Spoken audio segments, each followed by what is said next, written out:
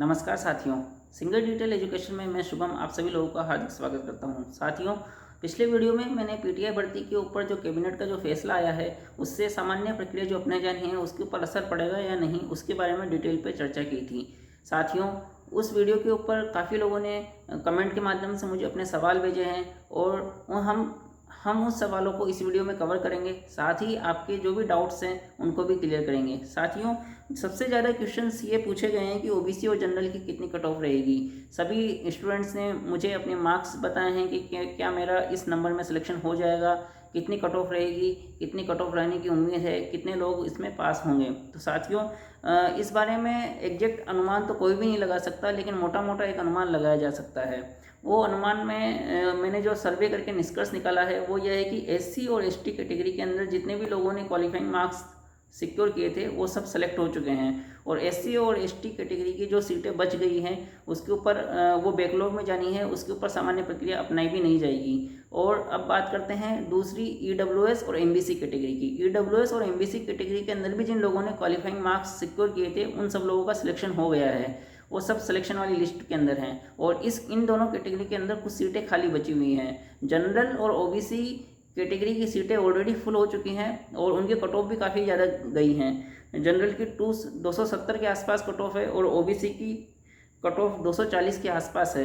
यानी कि जो 185 नंबर से लेके 240 के बीच में ओबीसी के काफ़ी स्टूडेंट्स हैं और जनरल के 185 से लेके 270 के बीच में काफ़ी स्टूडेंट्स अभी रह गए हैं। वो सभी सामान्य प्रक्रिया का इंतजार कर रहे हैं। तो साथियों, सामान्य प्रक्रिया के अंदर ईडब्ल्यूएस और एमबीसी इन दोनों कैटेगरी में जो सीटें खाली रह गई हैं उन सीटों को भरा जाना है।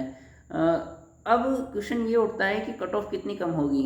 साथियों, आप सबको पता है कि लगभग 2000 के आसपास पद खाली हैं और जो प्रोविजनल लिस्ट है वो 800 लोगों की है, उसमें से 300 लोग ऑलरेडी डाउट में हैं। तो ऐसा माना जा सकता है कि प्रोविजनल लिस्ट में से 500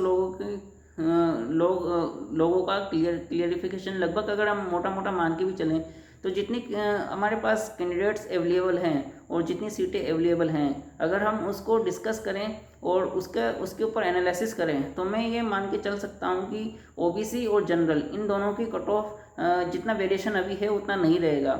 लगभग 200 के आसपास की कट ऑफ जाएगी। 200 से ऊपर जिनके भी मार्क्स होंगे, ऐसा मेरा मानना है कि जनरल और ओबीसी के अंदर 200 से ऊपर जो मार्क्स हैं वो सभी क्वालिफाई हो जाएंगे। कुछ लोग जो बॉर्डर पे हैं 185 से लेकर 200 के बीच के लोगों का मैं कुछ कह नहीं सकता, हो सकता है कि उनका सिलेक्शन हो जाए। अगर ये चीज़ें डिपेंड करेगी कि कितने लोग प्रोविजनल लिस्ट में से क्लियर होते हैं। अगर प्रोविजनल लिस्ट में से क्लियर होने वाले संख्या अगर ज़्यादा रही तो कट ऑफ 200 से थोड़ी सी क्रॉस हो सकती है, अन्यथा सभी लोगों का सिलेक्शन लगभग हो जाएगा। क्योंकि सिलेक्शन सभी लोगों का होने में केवल कुछ सीटों का ही डिफरेंस हो रहा है। तो कुछ सीटों के डिफरेंस के कारण ही ये कट ऑफ 185 नहीं जाके 200 के ऊपर जाने की पूरी उम्मीद है। तो जिन भी लोगों के मार्क्स 220 हैं, 240 हैं, कुछ लोग लिख रहे हैं कि जनरल के अंदर उनके 255 मार्क्स हैं, तो वो लोगों को डरने की आवश्यकता नहीं है। उन लोगों का सिलेक्शन 100% हो जाएगा। साथियों, एक क्वेश्चन ये है कि जो सामान्य प्रक्रिया के अंदर फीमेल की कैटेगरी की जो सीट्स हैं वो कैसे फिल होती है। साथियों, सबसे पहले तो आपको सामान्य प्रक्रिया समझनी होगी। सामान्य प्रक्रिया होती क्या है। जैसे सामान्य प्रक्रिया में किसी कैटेगरी की सीट खाली रह गई है, फॉर एग्जांपल हम बात करते हैं ईडब्ल्यूएस कैटेगरी की। ईडब्ल्यूएस कैटेगरी के अंदर फीमेल वाली सीटें खाली रह गई हैं, अब उनको सामान्य प्रक्रिया अपनाई जानी है। तो फीमेल वाली जो सीट खाली रही हैं उसके अंदर पहले फीमेल कैटेगरी के स्टूडेंट्स को भरा जाएगा।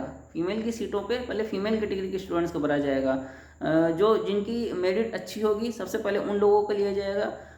फिर ये सब मेरिट वाइज चलेगा। अब इसमें कैटेगरी वाइज कोई रोल नहीं है। जैसे ईडब्ल्यूएस कैटेगरी खाली सीटें रह गई, फॉर एग्जांपल 50 सीटें खाली रह गई, तो जो 50 टॉप मेरिट की फीमेल स्टूडेंट्स हैं उनको पहले उन पर फिल किया जाएगा।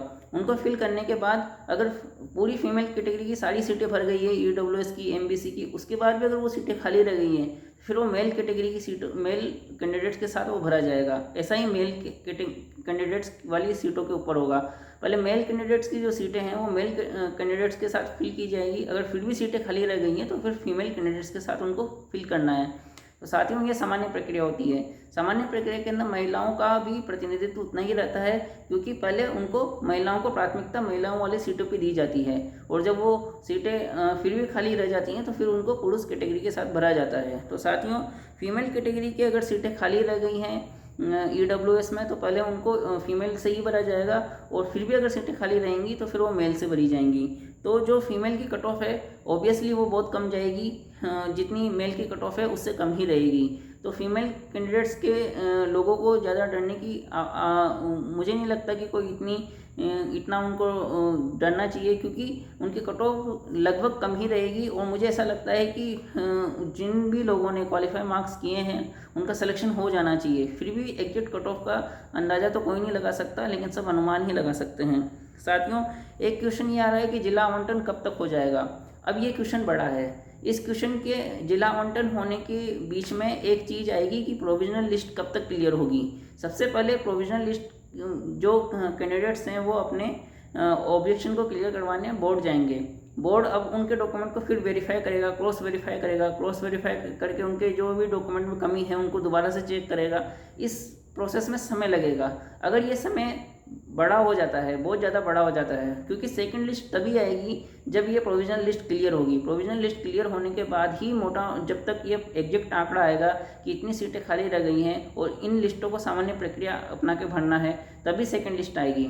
अगर प्रोविजनल लिस्ट के कैंडिडेट्स को क्लियर करने में बोर्ड ने ज़्यादा समय लिया तो फिर फर्स्ट लिस्ट वाले कैंडिडेट्स की प्रोसेस चालू हो जाएगी। जो फर्स्ट लिस्ट जो निकली है उनके डॉक्यूमेंट्स पहले शिक्षा निदेशालय जाएंगे, शिक्षा निदेशालय फिर से डॉक्यूमेंट को दोबारा से रीचेक करेगा और फिर जिला आवंटन का प्रोसेस वो चालू करेगा।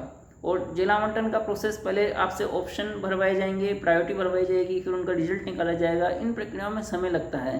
तो ऐसी उम्मीद है कि जुलाई एंड या अगस्त मिड के अंदर अंदर आपके जिला आवंटन हो जाएंगे।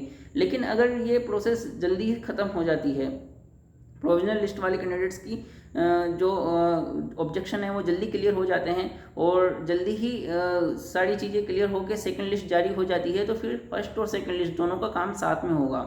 उस केस के अंदर आपकी जिला आवंटन जल्दी होने की पूरी उम्मीद रहेगी, क्योंकि फिर उसके बाद बोर्ड को इतना शिक्षा निदेशालय को ज़्यादा उसके अंदर चेक करने की आवश्यकता नहीं रहेगी, क्योंकि बोर्ड की जो सारे डॉक्यूमेंट है वो पहुंच जाएंगे।